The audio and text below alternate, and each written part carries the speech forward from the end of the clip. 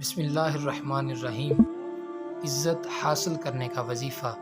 میرے ناظرین، جو شخص یہ چاہتا ہو کہ معاشرے میں اس کو مقام حاصل ہو، اس کی عزت کی جائے، تو اس کو چاہیے کہ وہ پیر اور جمعہ کے دن بعد نماز مغرب 40 مرتبہ یہ اسم مبارک پڑھا کرے۔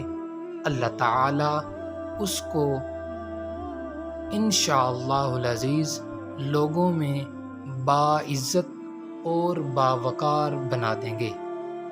اس میں مبارک کیا ہے؟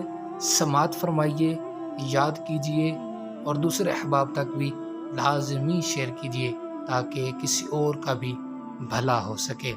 کلمات کیا ہیں؟ میرے ساتھ مل کر پڑھیں۔